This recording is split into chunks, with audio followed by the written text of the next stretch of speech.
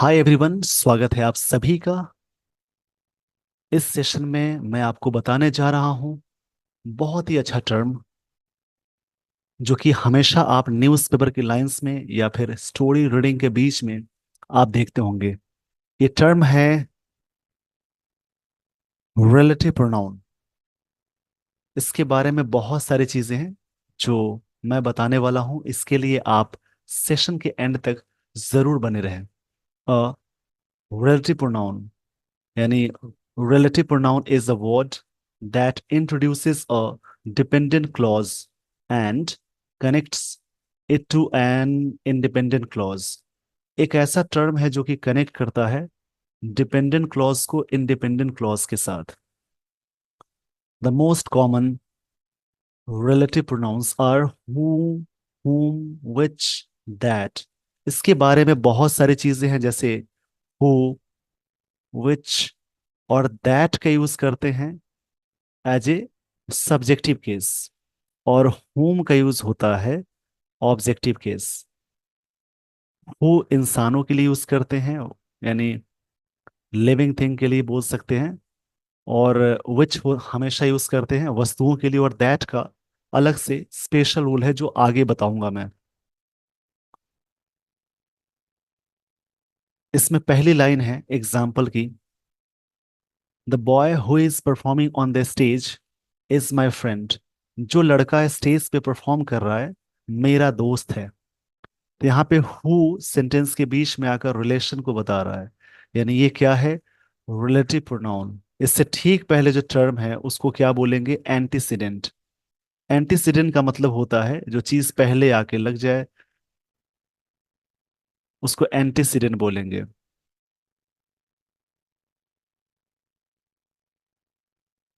इसको याद रखेंगे।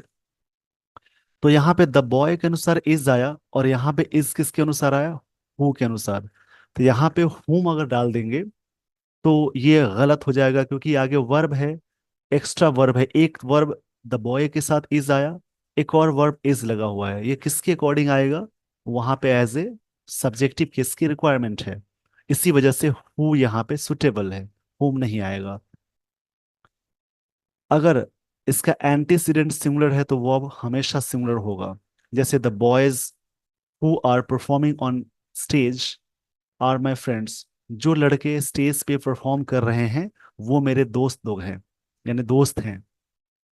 द बॉयज यहाँ पे क्या है, लड़के यहाँ पे क्या है, प्लूरल है, इसलिए यहाँ पे आर आया और यहाँ भी आर आया। We do not know the person who donated money.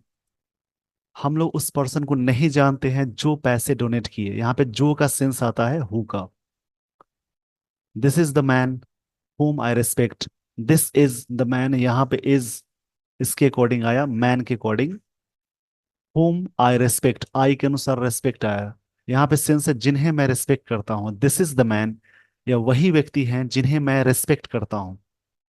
तो whom यहाँ पे ऑब्जेक्टिव केस की तरह वर्क कर रहा है। The witness whom I interviewed gave conflicting evidence. Witness I interviewed, I के अनुसार इंटरव्यूड आया, सब्जेक्ट वी टू, और गिव यहाँ पे विटनेस के अकॉर्डिंग आया। जो विटनेस जिन्हें मैंने या जिनका मैंने इंटरव्यू लिया, गिव विटनेस ने दिया कन्फ्लिक्टिंग एविडेंस, मतलब विवादित एविडेंस। ये बात कही जा रही है। एविडेंस का मतलब होता है जैसे गवाह को बोलते हैं। एविडेंस का मतलब होगा जैसे प्रूफ कह सकते हैं, कंफर्मेशन कह सकते हैं, वेरिफिकेशन कह सकते हैं। इस पेज का स्क्रीनशॉट ले लीजिए। आई होप आपने स्क्रीनशॉट ले लिया होगा।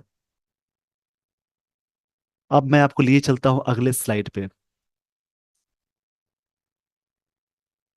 यहाँ पे कुछ और भी बातें हैं।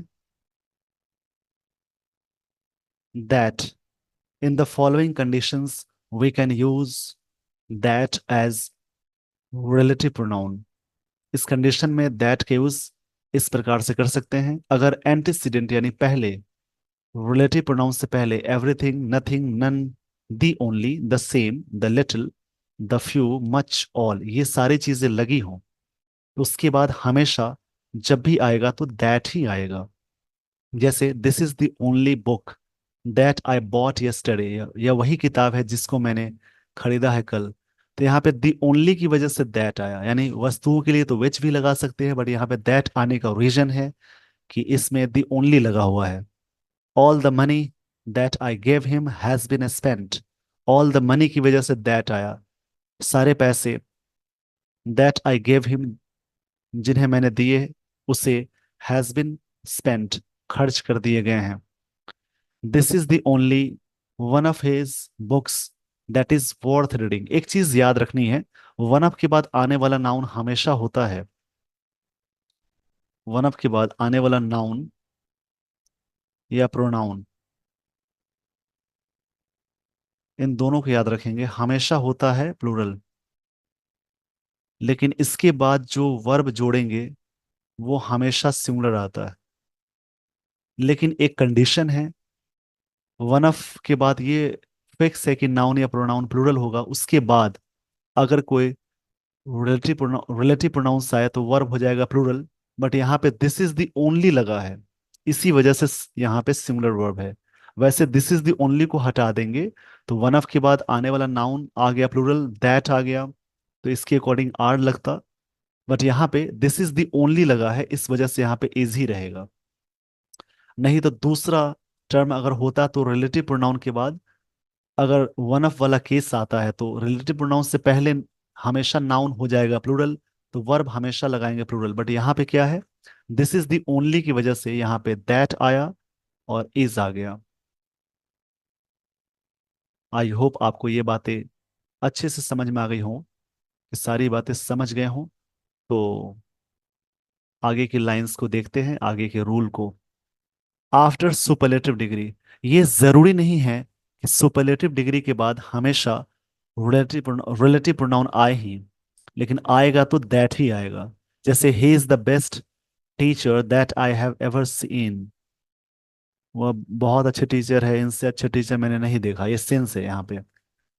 After an interrogative pronoun, interrogative pronoun के बाद भी कोई जरूरी नहीं है कि रिलेटिव प्रोनाउन आए, लेकिन आएगा तो हमेशा दैट आएगा।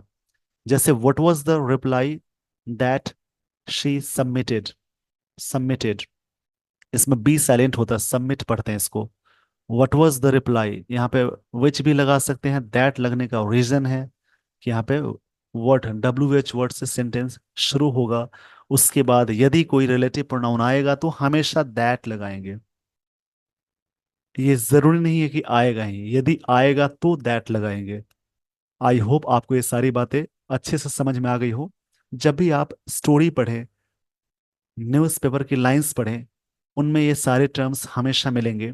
इनकी प्रैक्टिस करके आप अच्छे से कनेक्ट करने की पूरी कोशिश करेंगे जब आप स्टोरी रीडिंग या न्यूज़पेपर रीडिंग कर रहे हो तो। आई होप आपको ये सारी बातें समझ में आ गई हों। With this, everyone, I would like to end this session. Thank you so much for watching this video. Thanks, everyone.